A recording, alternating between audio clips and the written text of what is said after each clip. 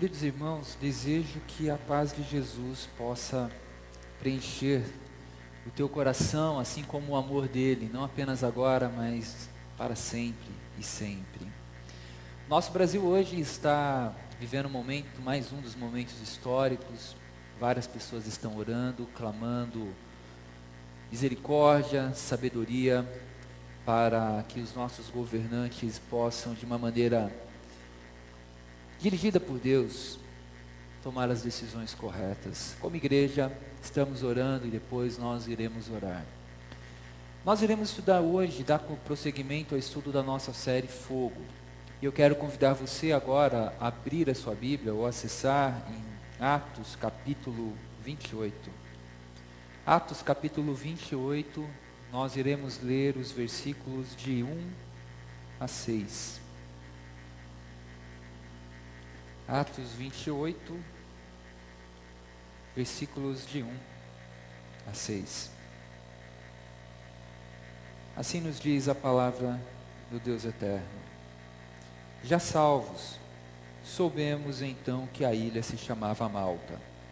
Os habitantes, os que ali habitavam a ilha, usaram conosco de muita bondade, pois acenderam uma fogueira, nos abrigaram.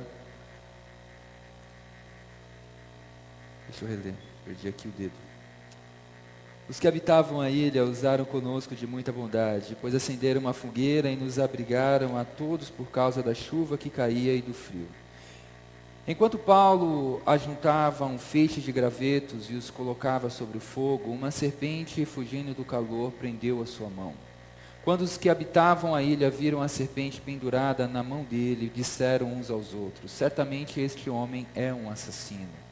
Pois embora salvo do mar, a justiça não o deixa viver. Mas ele, sacudindo a serpente no fogo, não sofreu mal nenhum. Eles, porém, esperavam que Paulo viesse a inchar ou cair morto de repente. E tendo esperado muito tempo e vendo que nada de anormal lhe acontecia, mudaram de opinião e começaram a dizer que ele era um Deus.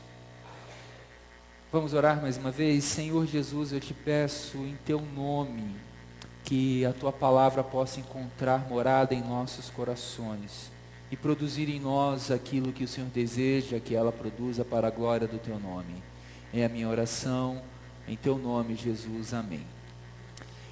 Lareira. Ao imaginar essa figura da lareira, até mesmo a imagem que foi projetada alguns instantes atrás, somos levados a pensar em um ambiente aconchegante. Porque a lareira, ela tem justamente essa ideia de proporcionar também um ambiente aconchegante para aqueles que moram naquela casa. O Brasil é um país que fica numa região de clima tropical. E a maioria das casas aqui não tem a lareira, ou os apartamentos também não. Mas em locais onde o frio ele chega de uma maneira mais intensa, é comum você encontrar casas que têm a lareira. E ali na lareira, as pessoas daquela casa se reúnem para juntamente compartilhar aquele ambiente gostoso, do calor, e nutrir ali também a comunhão e o relacionamento um para com o outro. Quando nós pensamos nessa figura da lareira, a lareira ela foi criada, foi construída com um propósito justamente de que os moradores da casa colocassem lenha e ela guardasse, preservasse o calor e fosse um local adequado para isso. Uma estrutura adequada para que o calor dissipasse na casa e todos daquele ambiente fossem agraciados com o calor, podendo não sofrer com o impacto do frio. O meu objetivo nessa noite é fazer essa analogia entre essa ideia da lareira, que ela tem como principal papel proporcionar um ambiente acolhedor, agradável, e analisar essa mesma ideia da lareira como a estrutura do reino de Deus, a igreja, o corpo de Cristo, para que nós possamos criar e desenvolver uma estrutura aonde uma pessoa possa se achegar aqui entre nós e encontrar um local adequado do amor, da graça, do perdão de Jesus para a vida dela. Vivemos em uma sociedade onde há várias pessoas que sofrem. E essas pessoas que sofrem, elas muitas vezes não encontram na família não encontram na sociedade, não encontram em vários locais, um local onde ela possa se refugiar. Ela é bombardeada o tempo inteiro, ela é cobrada o tempo inteiro. Quando toma uma decisão errada, parece que o mundo se volta contra ela para acusá-la, para apontar os erros, para cobrar dela algum tipo de resposta. E muitas vezes quando a pessoa entra numa igreja, ela entra ferida, seja por uma decepção que ela teve na vida, ela entra com traumas, porque há pessoas que parecem que usam de propósito para ferir o seu próximo, e isso alguns até sentem prazer. As pessoas chegam na nossa igreja, ou melhor, na igreja de Cristo, com a sua vida totalmente, às vezes, desajustada. Obviamente, não são todas as pessoas que assim se achegam a Cristo. Nesse contexto, como nós estamos nos preparando como irmãos, aqueles que detêm a mensagem da graça, do perdão de Jesus, para ajudar essas pessoas que precisam serem tratadas e curadas. Esse texto ele vai apontar para nós algumas direções, e eu quero analisá-lo com você e extrair algumas lições que poderão nos ajudar a criar ou pensarmos numa estrutura que venha ajudar a pessoa que precisa conhecer mais da graça e do amor de Jesus. Para você entender um pouco o contexto do Atos, capítulo 28, deixe-me contar o que acontece ali naquela situação. O apóstolo Paulo, ele foi preso não por cometer nenhum tipo de crime, como roubar, sonegar impostos ou cometer algum mal contra o seu próximo. Preso por causa de religiosos judaicos. E Paulo, por ter sido preso, os judeus, queriam julgá-lo. Paulo, percebendo que ele ia ter um julgamento desonesto, ele invoca César, porque ele era também um cidadão romano. Ao invocar o desejo de ser julgado por César, em Roma, então o centurião o enviou para Roma. Em sua ida para Roma, Paulo, ele entrou numa embarcação, e naquela embarcação, Paulo, juntamente com outros escravos, outros prisioneiros, eles estavam navegando, era um período de inverno. Depois de um tempo, houve uma forte tempestade. Tempestade essa que eles não sabiam se era dia, se era noite. 14 dias ao mar, todos perderam a esperança de vida. Todos estavam sem nenhuma esperança. Deus fala com o apóstolo Paulo, que Deus tinha planos sobre a vida dele, para que ele chegasse em Roma. De maneira que ninguém naquela embarcação iria morrer. Paulo se levanta no meio de um navio, onde pessoas estavam desesperadas, onde pessoas não sabiam o que fazer. Jogavam ao mar todas as coisas que podiam jogar. E aí Paulo se levanta e fala: irmãos, escutem, Deus falou comigo, ninguém aqui vai morrer, mas o navio vai se perder. E aconteceu aquilo que o apóstolo Paulo falou. O navio naufragou, mas eles conseguiram escapar. Ao escapar, eles foram parar justamente nessa ilha de Malta. E ali nós podemos encontrar justamente as lições a respeito de uma estrutura que foi preparada não apenas para Paulo, mas também para todos aqueles homens, os prisioneiros. O apóstolo Paulo, bem como aqueles homens, chegaram naquela ilha. Estava frio, porque era inverno, estava chovendo. Aqueles homens não tinham nenhuma responsabilidade para poder ajudar. Aqueles homens não tinham nenhum dever de ajudar aqueles naufragantes.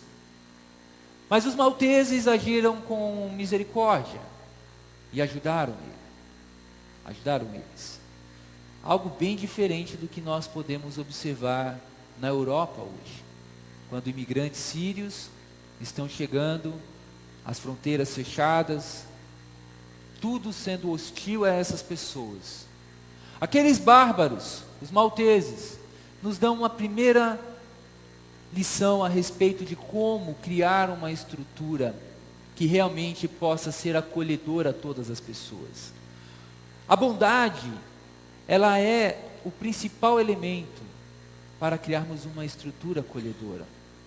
Obviamente, a bondade é dirigida por Jesus. A bondade é dirigida pela graça. Porque a bondade nos estimula a construir estruturas para pessoas se abrigarem.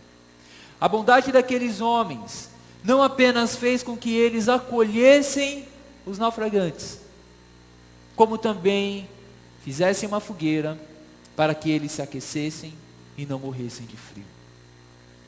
Algumas estruturas, sejam de igrejas, famílias, elas não são estruturas para pessoas que sofrem algum tipo de dificuldade na vida serem restauradas.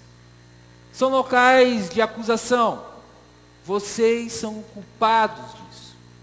Vocês são culpados do navio ter naufragado.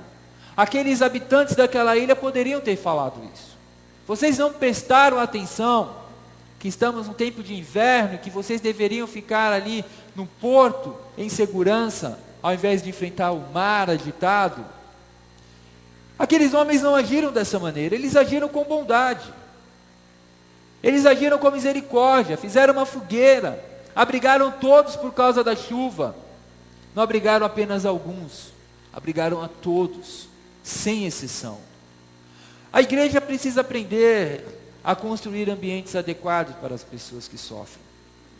Em nossos dias, o índice de pessoas que se divorciam é alarmante. E muitas dessas pessoas que se divorciam, por exemplo, chegam feridas na igreja. E como é que elas vão ser tratadas? Há pessoas que são feridas porque foram rejeitadas. Pessoas que estão feridas no corpo por causa de uma enfermidade. Pessoas que estão feridas no seu coração porque acreditou fé e esperança em um grupo de pessoas que apenas usou até ele não aguentar mais servir. Enquanto ele ou ela servia, era útil para aquela instituição. Deixou de ter saúde, deixou de ser produtivo. Já não serve mais. Já não é mais bem-vindo. E quando a pessoa ela atravessa a porta de uma igreja, muitas vezes ela espera encontrar não apenas pessoas que vão olhar o tipo de roupa que ela está usando, a forma que ela fala, o carro que dirige. São pessoas que vão olhar para ela como alguém que precisa do amor e da graça de Cristo. Às vezes isso também acontece na nossa casa. Quantos filhos tentaram se aventurar mundo afora e cometeram erros. E muitos desses filhos preferem continuar vivendo afastado do pai, afastado da mãe, do que voltar para casa, porque ele teme ser julgado e condenado. Criar um ambiente pautado pela graça e o amor, aonde a bondade e a misericórdia de Deus vai ser o nosso guia, é um desafio para todos nós. Não adianta construirmos um prédio para abrigar centenas de pessoas, se esse prédio não tiver como referência o amor de Jesus para cuidar de pessoas. Aqueles bárbaros, os malteses, eles não olharam para quem eles estavam ajudando, eles apenas estenderam a mão.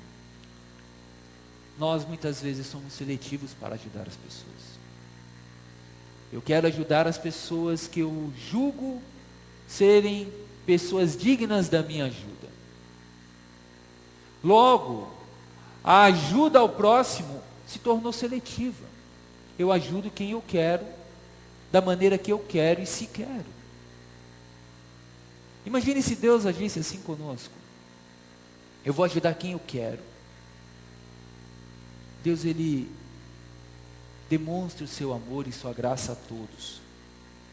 Mas nós, por causa de uma série de influências, fazemos uma seleção. Aquele rapaz, aquela moça, aquele casal, aquela família merece a minha ajuda. Aquele casal está passando dificuldades financeiras. Eu vou ajudar. Mas aquele, não, Por quê? Não vou com a cara dele. Eram pessoas irresponsáveis. Eram pessoas que gastavam demais. Não vou ajudar essa pessoa. Meus irmãos, isso não é um discurso de um cristão. Não é um discurso de alguém que recebeu a graça e o amor de Cristo, a bondade de Deus. Se nós ajudarmos apenas aqueles que nos fazem bem, os nossos pares, nós somos miseráveis, porque até mesmo os corruptos fazem isso. Ajudam os seus pares, os seus parceiros de crime. Nós somos chamados para fazer a diferença, criarmos uma estrutura que não precisa ser apenas pessoas que nós gostamos, que vão ser assessoradas e receber o nosso apoio. Precisamos quebrar barreiras, precisamos criar estruturas não pautadas nos nossos valores morais, mas pautado nessa palavra eterna. É essa palavra que vai fazer a diferença. É essa palavra que vai me levar a estender a mão para aquele que eu penso não merecer. É essa palavra que vai me ensinar que o Cristo a quem eu professo ser o Senhor da minha vida, mesmo ali, naquele madeiro, na cruz, quando um dos criminosos clamou a Ele por misericórdia, lembra-te de mim, Jesus, quando entrares em teu reino, Jesus não virou para ele e falou algo do tipo, mas agora que você vem atrás de mim? Só agora? Jesus não usou nenhum discurso como este. Jesus simplesmente respondeu àquele homem, em verdade te digo, estarás comigo no paraíso. Nós precisamos nos aferrar desses exemplos.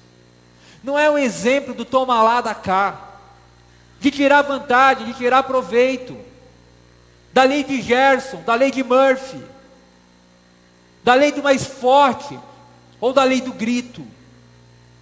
Nós precisamos nos aferrar ao exemplo do nosso Cristo,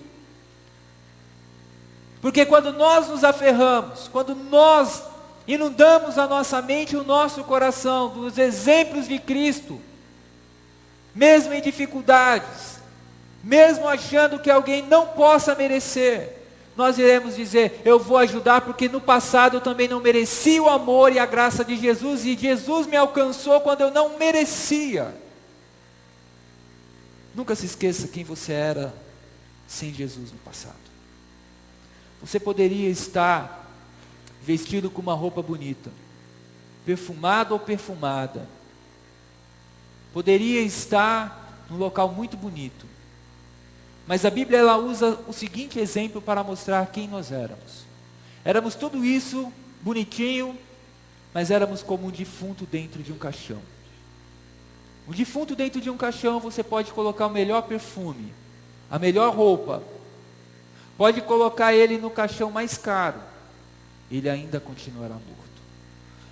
E Deus diz que Deus nos amou quando nós estávamos mortos em nossos pecados e delitos, e nos deu vida, e uma nova vida, e uma vida abundante. É essa a referência que eu tenho que ter. Aqueles malteses usaram de misericórdia, criaram uma estrutura para que aqueles homens recebessem calor, criaram um ambiente aconchegante. A segunda lição que podemos aprender com esse texto está no verso 3. Nós podemos observar que é dever de todos manter a estrutura de uma igreja funcionando. O apóstolo Paulo, no verso 3, lemos que ele pegou um feixe de gravetos e tentava colocar no fogo, para que o fogo continuasse vivo, produzindo calor. E no momento em que Paulo ele coloca ali o feixe, sai uma cobra, pica-lhe a mão. Olhando para essa situação, nós precisamos entender que é dever de todas as pessoas manter a fogueira acesa. Talvez você possa ser a pessoa que está lutando sozinho pelo teu casamento. Teu cônjuge não está nem aí. Talvez você esteja sozinho lutando pela tua família. E chega uma hora que você se desgasta, porque você está sozinho.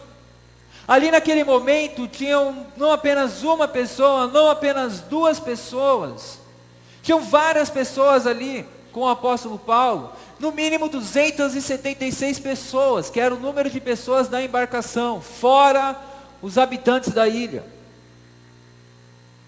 Mas somente uma pessoa estava trabalhando para que o fogo mantesse aceso, que era o apóstolo Paulo. Talvez você possa estar cansado, porque somente você está lutando para que as coisas mudem na história da tua casa, da tua família, no ambiente onde você trabalha, em tuas finanças, seja lá onde for. E chega uma hora que você fala, estou só, rodeado de pessoas que estão colhendo do calor, que estão recebendo os benefícios da minha ação, mas são pessoas que estão ali paradas, não querem fazer nada. Às vezes nós olhamos para uma estrutura como uma igreja, e nós achamos, eu não preciso fazer nada, porque já tem pessoas servindo. Engano seu. Imagine se Paulo também pensasse dessa maneira, o fogo ia se apagar. E sabe o que ia acontecer? As pessoas talvez não teriam morrido no naufrágio, mas iriam morrer de frio. Iriam morrer de frio, porque estava inverno e estava chovendo, e eles estavam ensopados. Eles precisavam do calor. Se todos pensarem assim, chegará um momento em que a estrutura para servir e acolher pessoas não existirá mais. Porque eu vou pensar, alguém fará em meu lugar. Alguém fará isso em meu lugar. Eu não preciso me preocupar em ajudar o meu próximo, porque alguém vai se levantar. Se todos pensarem assim, as pessoas que precisam da graça de Jesus vão morrer. Paulo percebeu que as pessoas não iam se levantar. Ele agiu. Talvez você esteja sozinho, lutando pela tua família. Talvez você esteja sozinho, lutando para que Deus restaure o teu casamento. Creia. Primeiramente, você não está sozinho, porque Deus está contigo. Deus está ao teu lado, para te ajudar. Haverá momentos que nós iremos ter justamente essa ação. Pensarmos que estamos sozinhos, atuarmos porque as pessoas não querem fazer nada. Mas Deus há de nos recompensar. Deus há de nos recompensar porque Ele está vendo a intenção do nosso coração. Ele está vendo o que se passa dentro de nós. E há muitas pessoas que estão lutando sozinhas. E talvez você possa ser uma dessas pessoas. Está cansado. Está cansado. E precisa de forças para continuar. E você olha à tua frente e não vê ninguém se movimentando para fazer nada, para mudar nada. Creia, meu irmão. É tempo de agir. Se as pessoas não fizerem nada, a questão não é com elas, é com você. É com você. Não espere das pessoas aquilo que elas não podem dar. Não espere do teu próximo aquilo que ele não tem. Às vezes eu olho, por exemplo, o mau comportamento de algumas pessoas, a falta de educação. E aí eu fico pensando, eu vou pedir para essa pessoa mudar a postura. Mas na hora vem o seguinte pensamento: será que ela tem algo diferente do que isso que ela está oferecendo, como um mau comportamento, falta de educação para me oferecer? Será que essa pessoa que é mal educada, essa pessoa que vive reclamando, ela tem alguma outra coisa para me oferecer a não ser isso? Não tem como esperar de alguém aquilo que ela não possa te dar. Não tem como você esperar de amor de uma pessoa que não sabe o que é amar, que não tem amor. Não tem como você esperar de uma pessoa que não tem comida, que ela te alimente. Mas às vezes nós esperamos que algumas pessoas tomem algum tipo de atitude e nós cruzamos os nossos braços, reclamamos, murmuramos. Em momento algum nós somos obrigados a lutar por algumas coisas. Mas quando nós lutamos, nós saímos daquele grupo de pessoas que estão acomodadas para as pessoas que estão lutando para mudar a realidade. A terceira lição que podemos aprender com esse texto é que uma boa estrutura, ela não está isenta de ataques. No verso 4 nós vemos Paulo ali com a cobra na mão dele. Paulo foi o único a se levantar para colocar feixes ali naquela fogueira para o fogo continuar aceso. Aquela cobra tinha pelo menos 276 opções, ou melhor, 75 opções, tirando Paulo para picar. Aquela cobra foi justamente na mão de quem? Do apóstolo Paulo. Paulo estava lutando para que aquela fogueira permanecesse acesa. Mas sai uma cobra. Ele recebe um ataque. Quando nós criamos alguma estrutura, quando nós nos posicionamos para fazer a diferença, não estamos isentos de ataque. O apóstolo Paulo foi atacado. Ele poderia naquela hora ficar reclamando. Ele poderia naquele momento ficar ali pedindo alguma explicação divina. Meu Deus, não bastasse ficar 14 dias no mar, à deriva, sem saber se é dia ou noite. Não bastasse estar preso. Agora uma cobra que vem e me pica. Por que comigo? Tudo eu. Todo tipo de desgraça acontece com a minha vida. O que eu estou fazendo de errado? Algumas estruturas recebem ataques, famílias recebem ataques, pessoas recebem ataques. E quando Paulo foi atacado, as pessoas ao redor ali chegaram à seguinte conclusão: esse homem é um assassino. Porque embora tenha sobrevivido do naufrágio, a justiça perseguiu ele. Ele vai morrer. Ele vai morrer. E todos ficaram apreensivos. Vai morrer, vai inchar, vai cair, vai espumar, alguma coisa vai acontecer. Alguma coisa vai acontecer. E o que aconteceu foi que Paulo continuou são. Dá para entender como o nosso Deus é tremendo e poderoso? Por muito menos algumas pessoas morrem. Uma picada de pernilongo, de mosquito, é capaz de produzir na pessoa dengue, zika, chikungunya. Ouvi de um rapaz que em épocas de crise até o mosquito ele tem 3 produtos diferentes para oferecer, né? Não é só dengue, tem ali a dengue, a zika e o chikungunya. O que você quer? O mosquito derruba e tem matado várias pessoas. Aquele homem, Paulo, foi picado por uma cobra venenosa e não morreu. Paulo simplesmente sacudiu aquela cobra e deu sequência. O que nós podemos aprender é que uma estrutura para cuidar de pessoas feridas, para cuidar das famílias, ela sempre vai ter que se adequar à sua realidade. Aqueles homens ficaram ali apreensivos. O que vai acontecer? Paulo vai morrer, não morreu. Eles esperavam o pior. Como o pior não veio, eles mudaram de opinião. Não é um malfeitor, é um Deus. Toda aquela situação que aconteceu com Paulo, com aqueles homens, Deus estava no controle.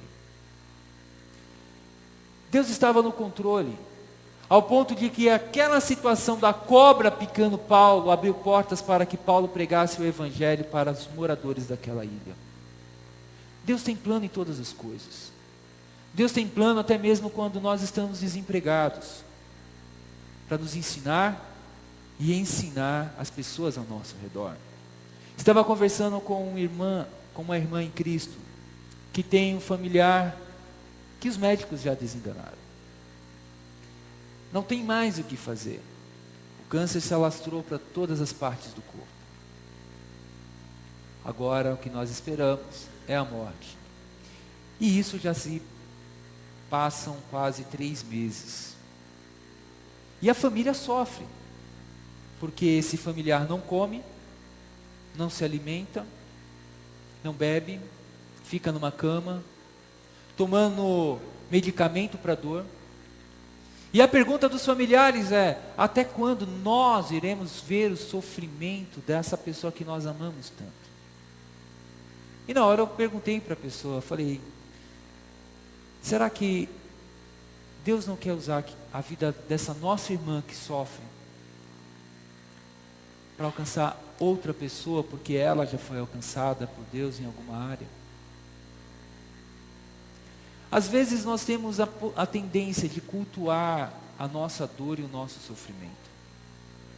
Paulo poderia ficar ali cultuando a sua dor, o sofrimento, reclamando, mas ele não permitiu que aquele sofrimento momentâneo dele se tornasse o Senhor da vida dele. Talvez você precise mudar o foco, deixar da sua dor, da sua crise, dos seus medos, serem o Senhor da tua vida. Tudo que você faz é falar do seu problema. Tudo que você faz é reclamar. Quando na verdade você deveria olhar para Deus e falar, Deus tem me dado vida. E é para Ele que eu vou viver. Aqueles habitantes da ilha de Malta foram agraciados pelo poder de Deus através desse homem, Paulo. Eles os glorificaram. A lareira, ela cria um ambiente agradável e aconchegante. Nós temos o desafio, meus irmãos, de criarmos um ambiente agradável para as pessoas se achegarem a Deus. Se na tua casa, se aonde você está, o ambiente não está agradável, não espere de outros o primeiro passo. Dê você o primeiro passo. Pode ser que nesse primeiro passo que você der, você vai estar fazendo a coisa certa. Você estará agindo corretamente. Mas o que você vai receber é um ataque. Para que você pare, para que você desista, para que você não persevere. Mas creia que quando nós perseveramos em Deus, somos capazes de alcançar outras vidas, e outras vidas são agraciadas pelo poder de Deus. O que nós podemos concluir com essa história aqui do apóstolo Paulo? Deus permite que coisas ruins nos aconteçam para chamar a nossa atenção e alcançar outras pessoas. Por quê? Porque Ele é Deus. E porque Ele tem planos que fogem da nossa compreensão. Ele nos dá o privilégio de participarmos da obra dEle. Nós podemos observar também nesse texto que nós somos responsáveis por criar ambientes favoráveis para que as pessoas se acheguem a Deus. Sejam aqui nessa igreja, seja na tua casa, seja no teu ambiente de trabalho, seja no teu condomínio, aonde quer que você esteja. Inclusive no trânsito também de São Paulo. O controle está em você. Não é o que as pessoas fazem que vão determinar a tua reação. É você que está no controle. Como Deus disse a Caim, o pecado está à porta. Compete a você dominá-lo. O pecado quer nos dominar. Mas é você, eu, que temos que dominar o pecado, não deixando ele invadir o nosso coração. Talvez você possa estar diante de uma situação bem difícil. A lareira está sem madeira, está sem fogo. É um móvel decorativo. Deus quer acender essa fogueira do teu coração, na tua vida, para que você possa ser um referencial dele onde quer que você esteja. Ele é poderoso. Eu não. Nenhum homem é poderoso. Paulo foi usado por Deus. Deus quer nos usar nesse mundo. Esse mundo precisa ver muito mais do que pessoas que falam. Esse mundo precisa ver pessoas que vivem aquilo que o Evangelho tem ensinado. O meu desejo é que em cada lar possa ter uma lareira. Não uma lareira apenas física, mas uma lareira no sentido metafórico e espiritual, para que cada casa possa ser um ambiente aconchegante para os filhos, para os cônjuges, para todos os familiares. Minha oração é que a igreja possa ser esse espaço aconchegante, para que você, que tem uma história de sucesso e de insucesso, possa encontrar um ambiente onde você possa ser curado e restaurado. Se você precisa da cura, Jesus, Ele é poderoso para te dar cura. Jesus, Ele é poderoso para nos curar. Quero convidar você agora a orar. E em silêncio você refletir talvez sobre a tua vida, sobre aquilo que tem conduzido você. Até que ponto você tem permitido Deus trabalhar em você? Talvez a sua casa precise de um milagre, e Deus quer usar você, e Deus preparou justamente esse texto para que você ouvisse hoje, para que você seja a luz de Jesus lá na tua casa, no teu trabalho, nesse mundo. Se você está ferido ou ferida, Jesus quer curar você. Ele tem poder para isso. Ore e fala: Jesus, cure minha vida. Perdi a razão de viver. Não tenho mais esperança. Fiz tanta coisa que não tem mais sentido estar aqui.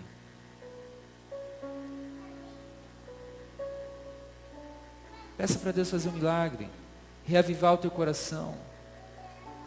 Talvez você tenha aquela ideia da lareira. Talvez tenha lenha, tenha o fogo. O que você está esperando para acender? O que está te impedindo de dar esse passo? Talvez você esteja com a cobra na tua mão. E aí você está talvez em pânico. Jesus dá paz. Jesus acalma o coração. Ele faz muito mais.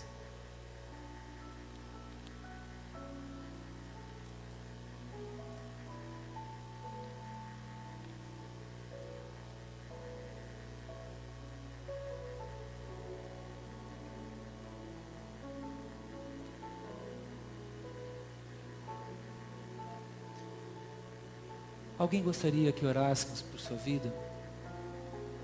Só para saber, uma das mãos. Alguém gostaria que orássemos? Deus te abençoe, Deus te abençoe, Deus te abençoe aqui embaixo. Mais alguém que precisa que oremos pela sua vida? Que deseja que a igreja ore com você? Deus abençoe tua vida também. Vamos orar. Senhor Jesus, nós cremos que o Senhor é poderoso para mudar a nossa história. O Senhor é poderoso para trazer cura, renovo e esperança, meu Pai, para aqueles que estão cansados e oprimidos pela luta da vida. Pai, há pessoas que estão procurando uma lareira, e o que elas estão encontrando, meu Pai, é locais frio, insalubre. Mas, ó Deus, eu creio pela fé que o Senhor, ó Pai, tem conduzido essas pessoas hoje, não apenas, ó Deus, para um local qualquer, mas para perto de Ti. Assim como uma pessoa sente alegria em um dia de frio, está próximo à lareira, eu quero, meu Pai, te pedir que cada pessoa aqui, em especial esses que pediram oração, possa encontrar alegria e satisfação na Tua presença, meu Pai. Para que eles jamais desejem sair da Tua presença e encarar esse mundo frio, esse mundo sem esperança.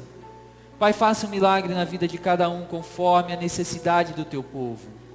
Faça um milagre, meu Pai, na vida da Tua igreja, para que esse local possa ser, ó Pai, a lareira de Jesus. Para que aqueles que estão vivendo, meu Pai, no mundo frio, sem amor, possam encontrar o calor do amor de Jesus. Ó Deus, eu te peço essas bênçãos, em nome de Jesus, amém, amém. Que Deus te abençoe, e que Deus aqueça o teu coração. Nós iremos, ou melhor, na semana passada, o pastor Guilherme, ele trouxe um desafio para nós, como igreja. A nossa igreja, ela está em construção, e nós temos o desafio de colocar elevadores. adequando principalmente o nosso prédio às atuais exigências da prefeitura de acessibilidade. Então a nossa igreja ela vai colocar 5 elevadores. Desses 5 elevadores, 2 já estão prontos para serem colocados, porque também já tem um local adequado para a colocação desses 2 elevadores, que é ali no hall, bem ali no hall. E para a glória de Deus, já temos aí até uma estimativa de data para que esses elevadores já possam ter sido colocados e estar atendendo parcialmente a igreja. São 5 elevadores, 2 já irão parcialmente nos ajudar na mobilidade aqui do nosso prédio. Mas para colocarmos esses 2 elevadores, nós precisamos fazer os ajustes no posto do elevador. Temos que fazer a adequação correta. Para fazermos essa adequação, essa reforma, essa obra, nós precisamos pagar 50 mil reais. Como igreja, em épocas de crise, nós entendemos que esse é um valor alto para muitos, mas não para um corpo que pensa em criar uma estrutura favorável para todos aqueles que querem e precisam ouvir do Evangelho. Sendo assim, a cada domingo nós estamos comunicando o valor arrecadado e ainda o que falta. Até o domingo passado nós conseguimos arrecadar o valor de 3 mil e alguma coisa, que não me lembro agora. 50 mil, falta um pouco mais aí do que 46 mil reais para nós atingirmos. Aí valor, 3.845 nós arrecadamos. Ainda faltam quase 46 mil para nós concluirmos o valor para fazermos ali a manutenção e os ajustes necessários para a colocação desses elevadores. Cada um deve ofertar aquilo que Deus colocou no coração. Além dos dízimos e ofertas, somos também desafiados a essa obra. Mas eu quero ressaltar que nós estamos com a parte muito mais fácil. A Igreja Batista Betel vai completar daqui a alguns anos 80 anos. Vários irmãos no passado, pela fé, em momentos de crise, na época do cruzado e tantas outras crises, dependeram de Deus e ergueram esse prédio. Não é diferente de nós. Estamos diante de desafios. E meu desejo é que Deus abençoe a tua vida de maneira abundante para que você possa não apenas ofertar para a colocação desses elevadores, mas para que a obra de Deus se expanda. Sei que muitos aqui estão enfrentando lutas no trabalho. Alguns dependem de comissão. E como não vendem, não têm um salário digno para o sustento da sua família. Outros estão desempregados. Outros estão participando de momentos complicados na empresa, que é aquelas demissões em massa. E aí fica aquela apreensão. Alguns aqui estão literalmente clamando por um milagre, porque não sabem mais o que faz. Então o que nós iremos fazer agora, antes de darmos os nossos dízimos e ofertas em favor de missões, obras assistenciais da nossa igreja e também do elevador. Quero convidar você para orar especificamente pela tua vida financeira. Talvez você possa estar numa situação econômica confortável, mas talvez na tua família possa ter alguém que esteja desempregado e precisando de ajuda. Então vamos orar, porque nós cremos que quem é o dono do ouro ou da prata não é o Banco Central, não é o FMI. Quem é dono do ouro e da prata, e não só do ouro e da prata, mas de todas as coisas, é o nosso Deus. Então, nós temos que clamar a Ele para fazer um milagre. Alguns aqui vão precisar ter o seu bolso costurado.